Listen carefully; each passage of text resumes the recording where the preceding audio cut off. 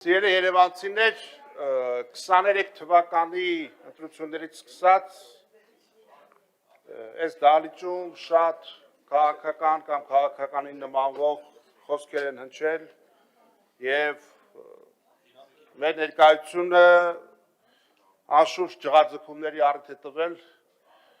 եւ պիտի արձանագրենք, որ այդուհանդերձ իշխող կարկատած մեծամասնություն ունի նյարդերի կառավարման խնդիր եւ ակնհայտ է, որ անընդհատ այդ գուբերնիա մյուս այդ կարգի այդ ձանձրալի այդ ծամծմված այդ թեզերը առաջ տանող իշխանությունները նույն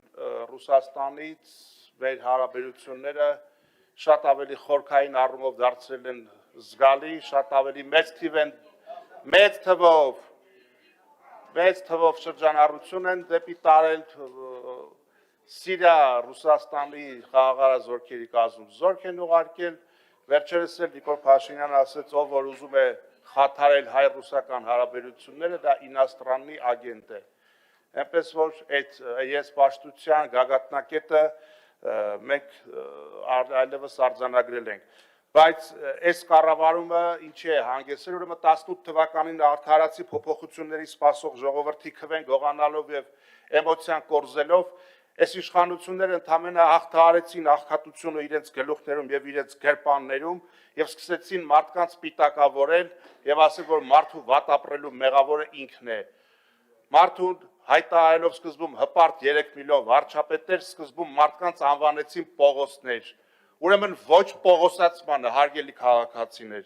հետո արդեն կտրվելով իրականությունից եւ իրենց հավերժ պատկերացնելով հայտարարեցին, թե որոշ մարդկանց անվանեցին համբալներ, ուրեմն ոչ համբալացմանը։ Իսկ ահա արտաքին ուղեցրի առումով Հայաստանը լրջագույն վտանգների ենթարկելով, թուրքական վիլայեթացման ուղի բռնելով, Հայաստանի ղեկավարին այլևս իրենք պատկերացնում են որպես տեղապահ փաշա։ Ուրեմն ոչ փաշայացմանը, ոչ պողոսացմանը, ոչ համբալացմանը, ոչ փաշայացմանը չընդհատեք։ Կակայա։ Ուրեմն երբ որ փորձում եք ինչ-որ թեմաներ շոշափել, պատրաստ եղեք պատասխանը լուր լսելու։ Հակառակ պարագայում, սիրելի հայրենակիցներ, հարգելի երևանցիներ, բոլորդ էլ ամեն քայլափոխի տեսնում եք, ձեր գրպանը մտնելով, ձեզ տուգանքի մատերիալ դարձնելով, գույքահարկը եւ մնացած ծառայությունները թանկացնելով, քաղաքային բյուջեն ինչքան շատանում է, փոխանակ խնդիրները կչանան, խնդիրներն էլ հետն են շատանում, բա որ փողն էլ է շատանում, խնդիրները չեք կարողանում լուծեք, էլի կառավարությունից եք փող ուզում։ Ձեր բանուգործի անունը ստեղ նստած ինչ է, որ ընդամենը փորձեք ձեր արատները պայմանավորել անցյալից եկած իներցիայով, դուք իրավունք չունեք բողոքելու մի բանից, որի պատճառով եկել եք իշխանության։ Դուք եկել եք, որ դա լուծեք, ոչ թե դրանով պատճառաբանեք ձեր ձախողումները։ Ուրեմն քրեական գործերի սկանդալների ոչ մի բանի պակասություն չկա, անիվով սկսած մնացած շարունակություններն էլ ասենք ձեզ նվեր ուղղակիորեն։ Հայաստանի քաղաքացի միջև կոկորտը կշտացել է ստի, կեղծիքի ու մանիպուլյացիայի այդ գետդոզավորումից, որ դուք տալիս եք տարբեր դահլիճներում եւ նորից եմ ասում, հանկարծ որից է մեկի մոտ պատրանք չլինի, որ հավերժ իշխանություն է լինելու, հավերժ իշխանություններ չկան եւ եթե դուք նախկին արատները դատապարտելով գալով իշխանության նախկին շատ արատավոր երևույթներ կրողների հետ պայմանավորվելով, հիմնադրամներին մուծվել տալով, ինչքան Գանձագող սրիկա ու սերմացու գողացող մուկ կա, թողել եք, որ ազատության մեջ ման գա, այսօր այդ քրեական գործերով հասարակության աչքին թոզ եք փչում, տեսեք դուք հեղափոխական եք, ձեզանից ինչ հեղափոխական, դուք ձելեցներ եք,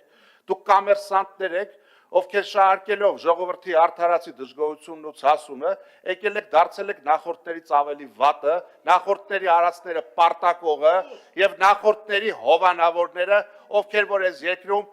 շատ վնասակար բաներ են արել։ Դուք պարտավոր էիք լավ ժառանգությունը վերցնել, զարգացնել, արատավորի դեմ էլ պայքարել, բայց դուք այդպես բան չեք արել ու հիմա էլ այս երկիրը դարձնում եք թուրքի բաժին, անունը դնում եք իբրև թե հակառուսական եք դուք ոչ մի հակառուսական էլ չեք, դուք բախտախնդիր ավանտյուրիստներ եք, որ այս երկիրը տանում եք փորձությունների ու Աստված մի արած է, որ դրանից հետո դուք չլեք արել